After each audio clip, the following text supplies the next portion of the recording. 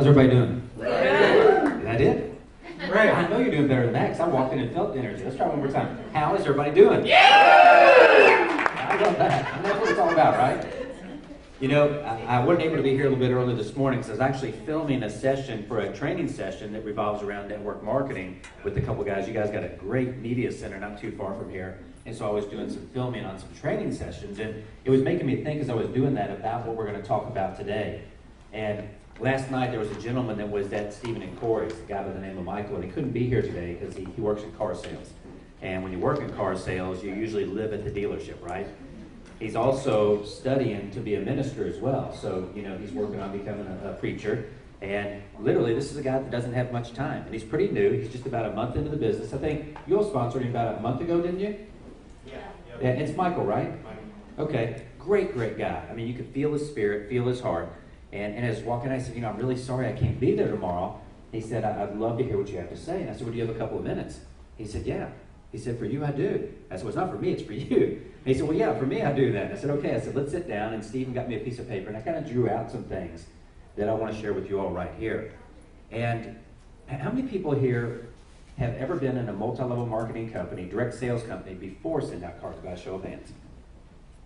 Okay, let's ask it another way. Who has never been in a company before SendOutCards? 1, 2, 3, 4, 5, 6, 7, 8, 9, about 9 or 10 people. So about 80% of the room have been involved before. Who's been, I think I know who's going to win this, but I got to check it out anyways. Who's been in, I'll tell you what, put your hands up if you've been in multi-level marketing. And as I say a number of companies, once that's higher than the number you've been in, drop your hand. So obviously everybody's in SendOutCards, so every hand's up right now, unless you're a guest. So, okay, who has been in, if you've only been in one company, everybody's hands up. If you've been in 2 companies, keep your hand up. 3 companies. Now look around real quick. Okay, 4 companies. 5 companies. Uh-oh, now here, look at this, we're down to 4 people. 6 companies. 7 companies. There's only one person, everybody, lucky 7 was pretty good. There's been one that's been in 8 or more, so Shannon. You know, every time we're in the same room, you're winning this thing, it seems like. How many have you been in? 11. 11. Wow. 11. You know what a lot of people say? Oh man, he just keeps getting in companies. You know what I see? I see a person who refuses to quit until he finds something that's going to work for him for life. That's right. You know, it's amazing how you can look at something, isn't it? You can look at somebody who keeps growing. And I've gotten to know Shannon. I heard his name many years ago. We never met, even though we lived just a few hours apart. But I'd heard his name. And you know, when I first got in this industry, I wanted to find an Amway, an Herbalife, a New Skin, a Mary Kay. Wouldn't you think that's what you would want to find as well if you could be one of the first? Sure. In essence, what I hope you're looking for, and you can look for anything you want, is something you can build, one, to get paid for life, right? I can tell you, I know Shannon did not want to be in 11 different companies. I've been in numerous companies, and I didn't want to be in them all. I wanted my first company to be the right company. But how many people ever dated somebody before their husband or wife? How many people had a husband or wife that wasn't the right one, and maybe there's another one? I'm just saying, sometimes the first thing you do is not the right thing for you, right? At the right time. So the reason I kind of open up with that is because sometimes we have this different thinking because it's multi-level marketing. This is a business. And it's a business you're trying to build for your family. But just because you see a company doesn't mean it's going to be the right company at the right time in that company's growth cycle or the right time for you. So there's some dynamics that are involved. No different than if you've ever owned another business before. Maybe you owned a business before. You don't own it today. Why? Numerous reasons, right? That's called life. So I know when you look at this industry, there's kind of 2 sides. One is the emotional, feel-good, touchy side. The other side is the pure business side, the economics of business. And you've got to have both sides. The cool thing about SendOutCards is probably the best at the emotional connection, the feeling side, right? Wouldn't you agree? With cards and gifts and touching people's lives and reaching out in kindness. You do something that you just really don't do in most companies. Now, I know people that have skin cream, when they're talking to other people, they really want them to have a product that's a good product, or makeup, or cosmetics. If you have water filters and air filters, you know, you really want people to be able to have better health. Nutritional companies, Herbalife. I mean, lose weight now, ask me how, right? That was how they built the foundation of their company. They really wanted to help people have a better and a more healthy life. So 99% of the people that get in network marketing and have products or services really want to help people. But you guys right here with SendOutCards, what exists in this room is definitely at the highest level of the feel-good side. And you already know that part. But the other side is what makes so much of a difference. And would anybody in the room agree with me that history is a great predictor of the future? You know, that's how they establish economic models. They study the past and they forecast the future based on the past. So the interesting thing is, when we look at this industry,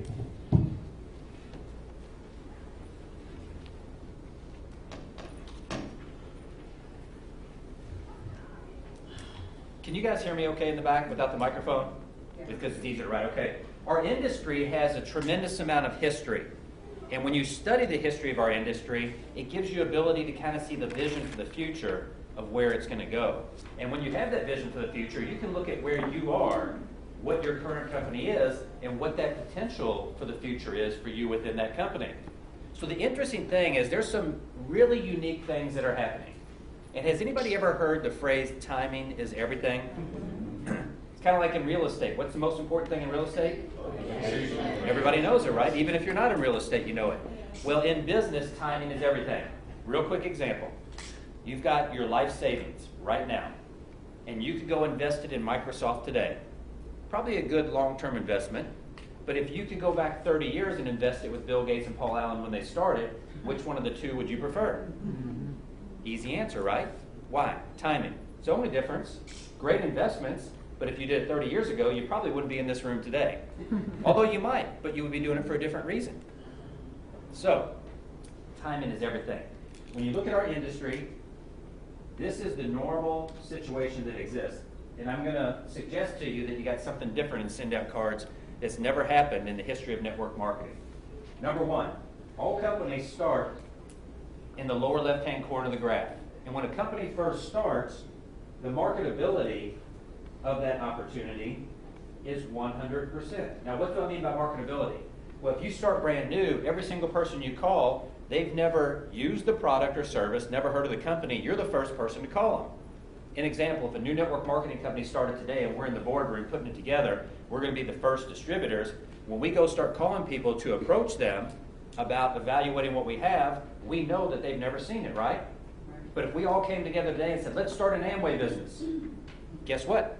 When we start calling people, how many people have heard of Amway out of 100? 100. 80, 90? You know, if you're depending on the age group, if you're calling 18, 19-year-olds, you got a lot that never have. But if you're calling more people in the business community, you probably have 80 or 90% that have heard about it. So your marketability factor, as the company continues to grow, becomes less. Interesting thing is your risk, the risk of the company actually staying in business, starts right here. There's a 100% chance of failure when the company's first starting. It may not even get off the ground. But as the company becomes bigger and lasts long term, the risk factor lowers as well. So here's the rub with that. Everybody says, I want to be first. Man, if I could just be first. If I could have been first in Amway, if I could have been first in Herbalife, if I could be first in SendOutCards, man, then I could be one of the big income earners, right? There is some truth to that. But with being first, there's also more risk. So you have to know where you fit. Are you a high risk taker? Like Shannon and myself. You know, I know Shannon and myself are probably very similar where we do want to be first. We want to help create the foundation. We don't want to be one of the people that gets in long term at the end. And here's why. If you look at the great companies in our industry, and you all know them, you talk about that hockey stick, you've got 4 phases of growth: formulation, concentration, momentum, and stability. So formulation, concentration, momentum, and stability. Interesting thing is, do you know the number, Shannon? Somebody told me over 60,000 direct sales and multi-level marketing companies have been started in like the last 60 years. I know it's tens of thousands, but somebody told me it's over 60,000. I don't know who accumulates this information, but I heard it somewhere. Interesting thing is, when you look at this, 95% of all companies fail before they hit momentum, where that hockey stick goes. That means they never hit that growth, never get there. Why do they fail? Same reasons as all other traditional businesses. Management doesn't manage properly. Doesn't mean they're bad people, but bringing new teams together doesn't guarantee that they're going to win a championship, right? Even if they're all individually great. Many times they don't have enough money. They think they do, but when you start a new business, you never can anticipate everything that's going to happen, so something happens unanticipated, you don't have enough money to make it through. An attorney general. all of a sudden comes in and has an inquiry, and they do a cease and desist in your state. Do you know what happens to your sales when that happens? Wow. And if your model is based on using part of the sales to fund the growth, you're dead in the water. Great people, great intentions. A distributor in a room who you have no control over stands up in front of a room. Attorney General has a spotter in the room, and that person's so excited, they're new, they've never been in multi-level marketing. They say, yeah, I'm making $8,000 a month, man. This is amazing. You can make all this money. And they're truly excited, and they're really making $8,000 a month. But that's a no-no if you get caught. It happens every day, all the time. And the person looking there may not be the Attorney General spotter that think that's a problem that day because he really feels that person. You never know. There's so many intangibles. But let's say he or she says, hey, they shouldn't say that. They report it. Company gets a cease and desist. And all of a sudden you got to start doing business right there. Sales plummet. Great management, enough money, but they can't get past the regulatory agency. And they go away. Happens all the time. So see, there's a lot of intangibles that you have to overcome. That's why so many of them fail. Or wrong product at the wrong time. Wrong pricing scheme. Come out with a product that you're the first on, all of a sudden somebody else offers it, boom, at a very lower price. An example, a company called Eagle Shield started by Sam Castor many years ago. Went from $0 to $200 million in less than 3 years. All of a sudden you started seeing it at all the hardware stores for about 1/5 the cost. Boom, within 1 year the company was gone. Gone. What if you were one of the first that started it? It looked great. It was this stuff called radiant barrier. It was great for insulation. It was amazing. And all of a sudden you're building, you think you've got the panacea, man. Every home in America, every office in America, we're going to be billionaires. That's what you're thinking because you see it explode. And then all of a sudden, boom, it comes offered in the stores at 1/5 the price. Your business is gone, just like that, overnight. So when you look at this, who are the companies that have made it up here? Who are the stable companies? You've got Amway, you've got Herbalife. Anybody know Art Williams? Mm-hmm. Mary Kay, New Skin. Those are the main ones that people think of. There's a company by the name of Excel, telecommunications. Anybody ever hear of Excel? Long distance in the 90s? Okay, Excel. You can also put Tupperware in here. You can put Avon in here. That's most of the United States-based multi-level marketing companies. You can even throw OmniLife in there. OmniLife was started out of Mexico by one of the wealthiest people in Mexico, and it's a big billion-dollar-plus company. Interesting thing, when you look at the graph here, if you join any one of these companies, your risk factor, see up here where these companies are all up here, or even some of them way up here, your risk of those companies going out of business is basically zero, right? If we started Amway today, do you think you're going to get paid 10 years from now on what you do today? Of course. They've been doing it for 52 years. They've got billions of dollars in cash. They're a rich company. They're going nowhere. But the rub is, you got no risk. You can sleep great, but you got to call 100 people to find 5 that'll sit down and talk to you. So to sit down with 50, you got to call 1,000. How many people know 1,000 people personally? That's what's so hard about it. Now, where's Amway great? Pick their newest country that they're just opening or they've opened in the last 5 years and go to that country. And then even though the company's way up here, in that country it's way down here as far as marketability. So you got stability of the company, but you got marketability in your country. How many people speak half the languages other than English around the world? Not many of us, certainly not me. So we've got to build where we live, right? So you look at these companies, safety, security, but very low marketability factor. That's what's going on. Here's the interesting thing that's happening. Right now, in this last year, there has been more positive press for multi-level marketing than in the entire history of our industry. Did anybody see the Wall Street Journal article? There was an insert in the Wall Street Journal, 40 or 42 pages, all about direct selling. This is the Wall Street Journal, one of the most prestigious publications in the world. And they had a full section dedicated to direct selling, multi-level marketing.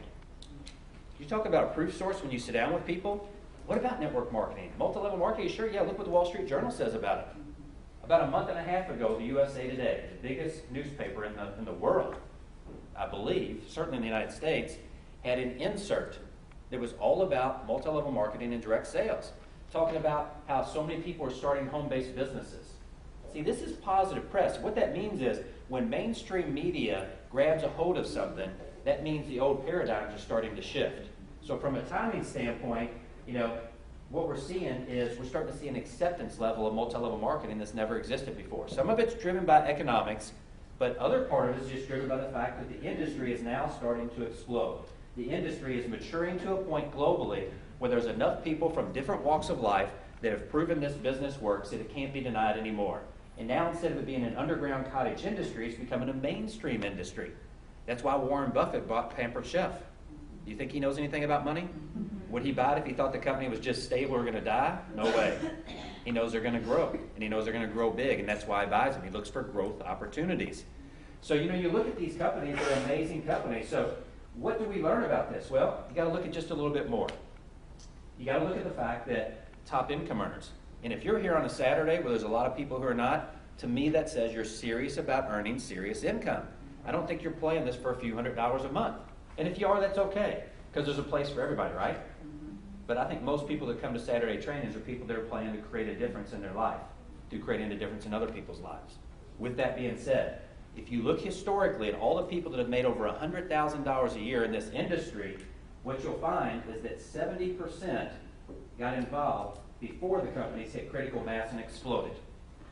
20% got involved during momentum, during this window right here, and only 10% got involved once their companies came out of momentum in that specific country. So when you look at that, you say, you know what, you could join Amway today and you could become a top income earner and earn a six-figure income. It's going to take a monumental effort here in the United States, but it could be done. Amway in the last 12 months grew by $800 million. Think about that. What was our revenue last year for SendOutCards? 60-something million? Maybe. 60. So they grew by $800 million in 1 year. Anybody ever see the Power of Positive commercials on TV that they're running? Mm-hmm. Yeah. For the very first time in June of this year, they did $1 billion in a month. It's never happened in multi-level marketing. $1 billion in 1 month. So, but here's the thing I hope you're seeing about that. 52 years ago, somebody started Amway, right? And they said, I'm going to start an Amway business. And that person got started. And they sponsored somebody who sponsored somebody who sponsored somebody who sponsored somebody who sponsored somebody who sponsored somebody who sponsored somebody who sponsored hundreds, thousands, tens of thousands of level deep. And guess what? One of those people lives in Louisville, Kentucky, and they're a networking group, in the networking group with my wife. They're talking to her about Amway, and she goes, you know what? Let's use some Amway products. We try to use multi-level marketing products anyways. We'll try some. So guess what we got? We got SA8. We got LLC. And you know what we have in our house right now? SA8 and LLC. We're using Amway products. But all the way back up that line, whoever it goes through, I don't know if it's Bill Britt, Dexter Yeg, I don't know where it goes, Charlie Marsh, any of them. But there's somebody, or their kids, or maybe their grandkids from 52 years ago who's getting paid every time we do our dishes and we wash our clothes. Now here's my question.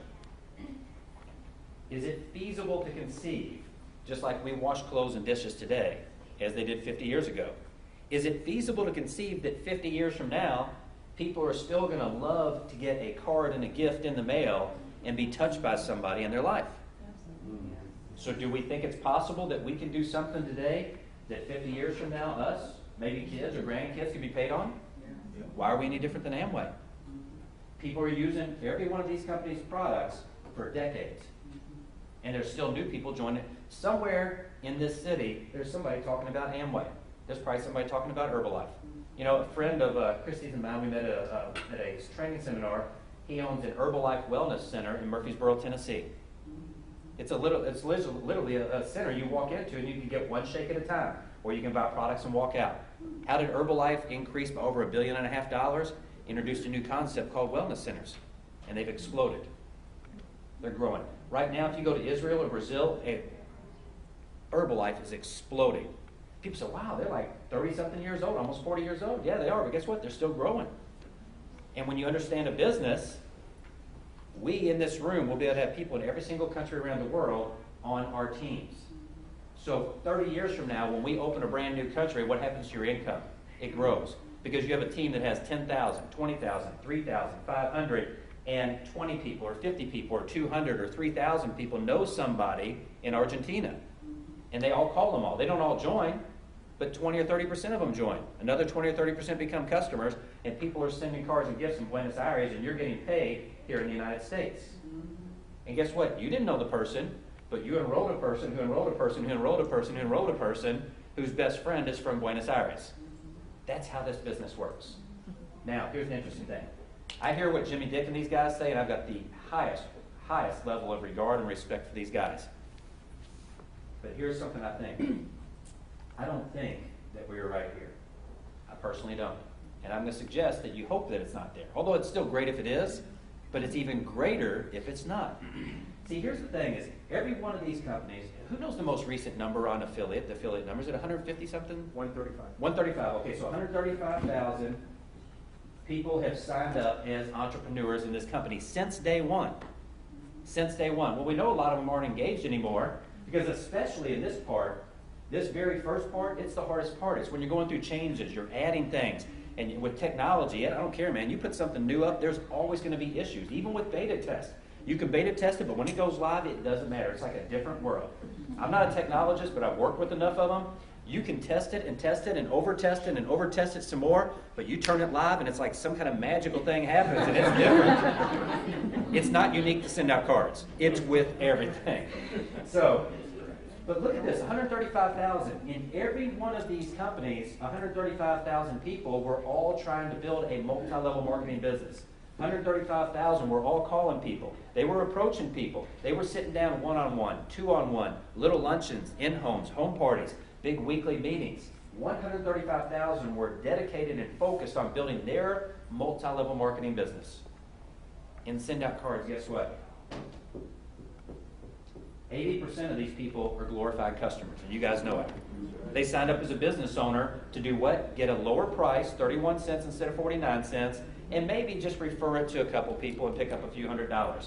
They've not done a single meeting. They haven't called people to come over and have a home party. They haven't done a thing. They were just thinking, I might refer it to a few people. Maybe I'll make 5% and get my costs covered, and I'll get 31 cents instead of 49. This has never happened in network marketing where you have so many people sign up to be a customer. It just doesn't happen. They either become a customer or they get in the business to build it. Shannon's got the most experience in here. Have you ever seen a company with even a fraction of a percent like this, of people signing up at the distributor level to be a customer? Yeah, no, most companies, they count their distributors as customers. They do. But a lot of companies don't even have customers. You know, I mean, we have customers. Well, we have true customers. True customers. But at the higher level, how many people have signed up as entrepreneurs that are really just customers? Mm-hmm. That's the thing. Something else, you know, look at our convention numbers. You know, we have what, 4,000 people there? 4,000. We got 4,000 active distributors. Oh, yeah. So that's how I look at it. You know, people say, how many people you got? We got the 4,000. most committed, right? I heard 100,000. No, there's 4,000 at our convention. That's who's building. That's it. So when you look at these numbers, guys, even though the company from a stability standpoint, it's a debt-free company, own everything except for the printers, which any CPA will tell you, you want to lease your equipment that is going to become obsolete.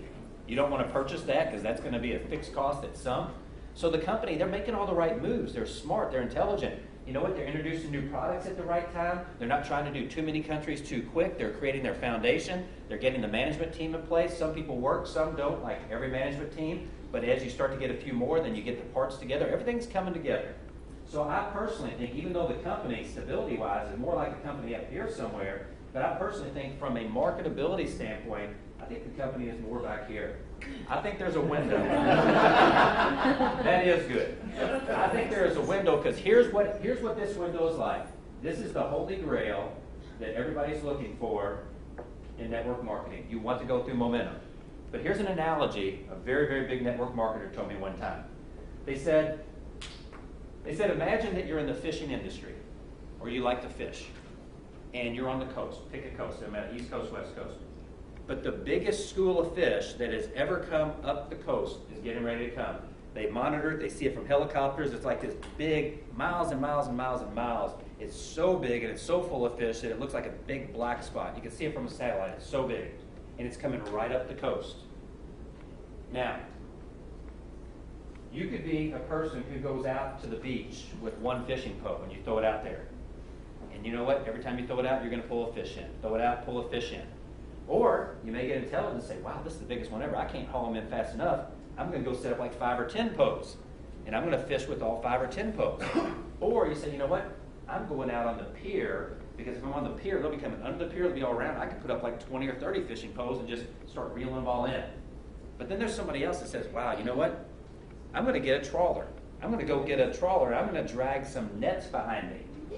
And you think, wow, that's those guys over there with all those poles, or that one guy or that one girl with one pole. Look at this. I got like this big net behind me. But then you may say, you know what? What if I got 10 of my friends and I let them in on this little secret And I get each one of them to get a vote, and I say, I'll tell you what, I'm going to give you a secret, but I want 10% of everything you get. You're going to make a fortune.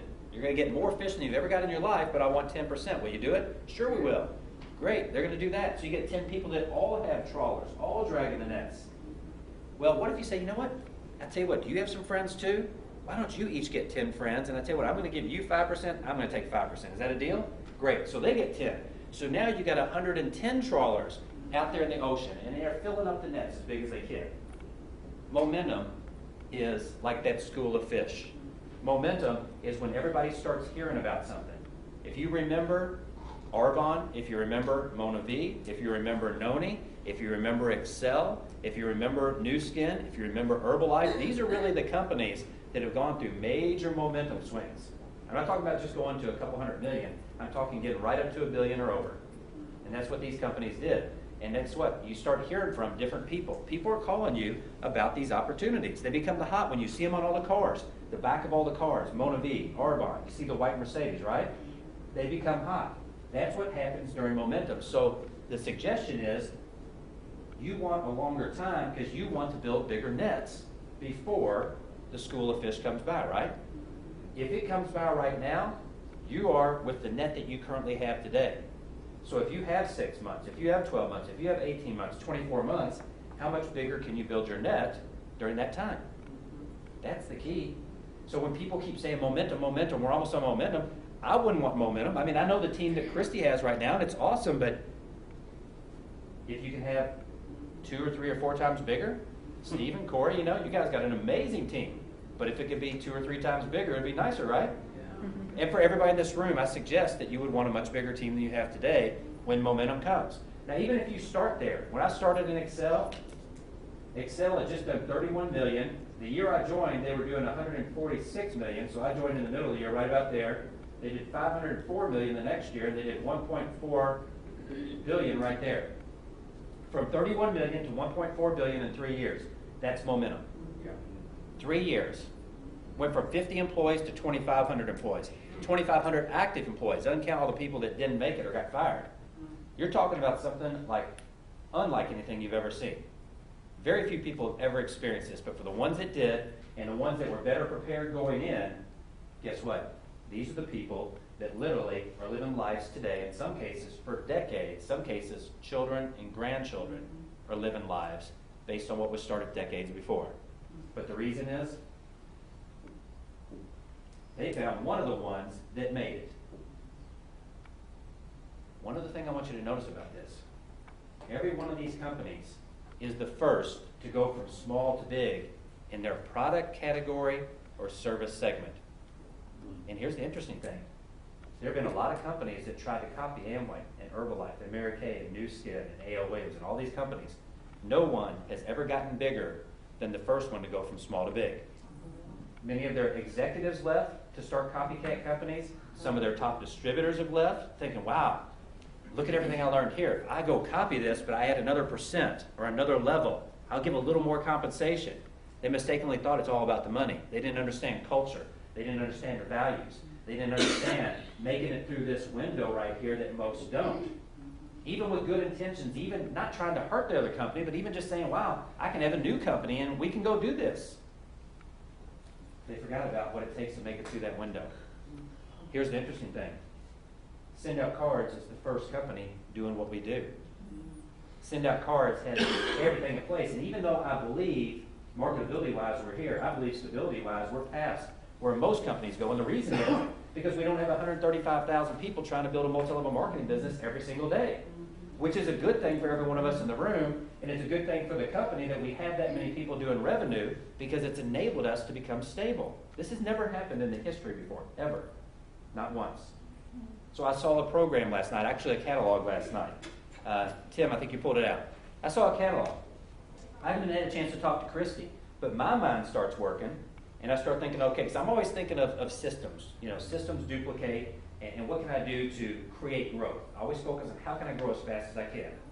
Because fast is a lot more fun than slow, right? Slow is kind of painful. So I want to go fast. Like, what was that, Ricky Bobby? Go fast. So when I saw that, my very first thought, instantly, just like that, I thought, you know what? I would get my team, and I don't want to take away from the company or any systems or whatever. I don't even know if they've done anything with that yet. But I saw that. I was so impressed by that. And I'm not normally impressed by material from multi-level marketing companies. But I saw that. I said, wow.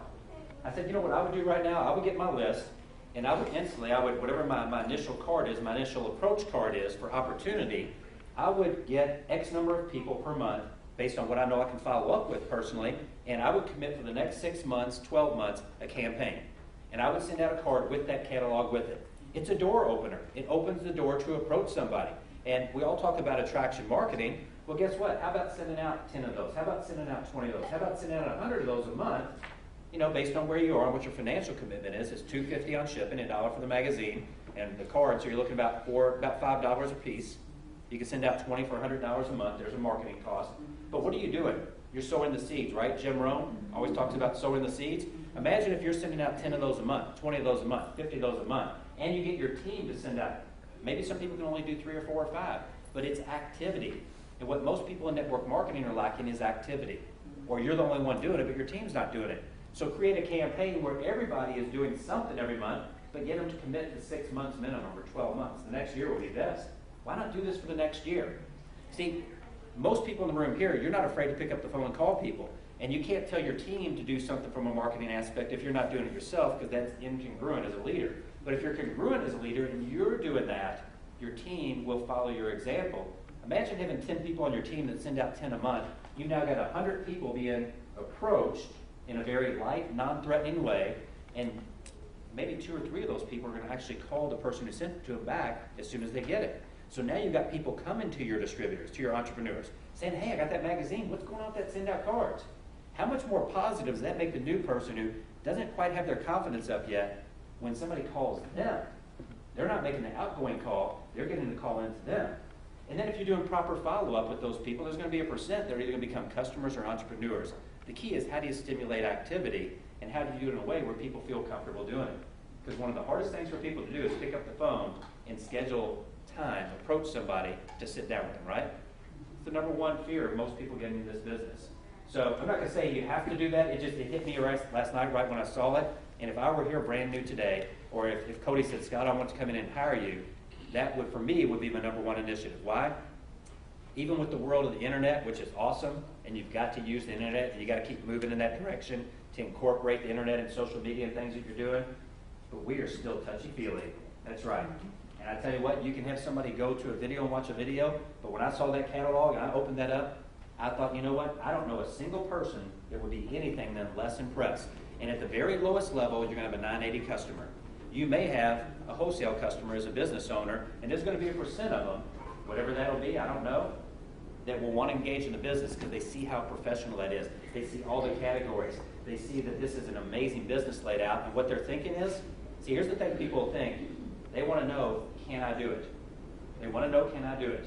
And when they literally got a card and a catalog in the mail, you know what they're thinking is? I can mail this out to people. I can do this. And you want somebody to say, I can do this. So everybody can pick up the phone and call, but most people are afraid to. But how many people can send out a card and a catalog? I'm not saying you have to jump on that. I'm not trying to put a system in place that's not in place. But I had to share it because I saw that last night.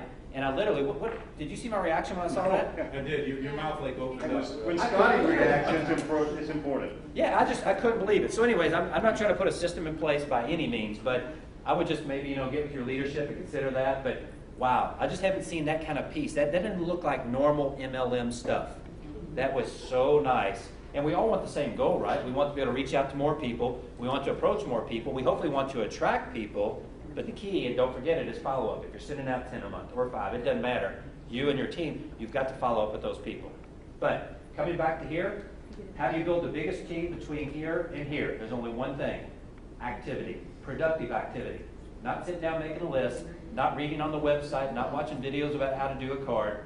Productive activity means one thing: exposing people to send out cards. That is the only thing. Anybody ever hear Danny Johnson or watch any of her stuff or go to her seminars? Danny Johnson, she's a trainer. I mean, she is one of the most focused people on activity, productive activity. Exposing people to what you're doing. And you have to approach them first. With that catalog that I saw, I can't think of an easier way to approach people. At least when you call them, they're going to say, oh yeah, I got that. What is that? What are you doing? I'm glad you asked. Let's get together. I'd love to let you send a card and see how that goes. So with that being said, guys, you have this window right here. If Jimmy Dick's right, guess what? You still have all the momentum, and just to get a chance to participate in momentum, very few people ever get a chance to do that. We all have that opportunity, but I really do believe, because only 20% of these 135,000 are people that actually signed up to do the business, and Shannon, you're right. 80% of those are not doing it anymore because they've dropped off like any company. No matter how good the company is, some people drop off. So when you see 4,000 people at a conference, out of that 20%, 4,000 truly are the most active and engaged. And here we are in a city that has, what, almost 1 million people? I mean, there's going to be 110,000 people in the football stadium tonight. 4,000? I mean, the band, I think, has 4,000 people. I don't know. So bottom line is, guys, this is where we're positioned. This is how I see it on the business side. So, I mean, why do I get juiced when I see that catalog? Because my first thought is 99.9% of the population has never sent a card. They don't know about SendOutCards. You may run into somebody, oh, I've heard of it. Have you sent a card? No, I haven't. You don't know SendOutCards. So you're in the catbird seat. You've got an anomaly. It's never happened before. Now there's only one decision. What are you going to do? That's your decision. So thanks for having me here, guys.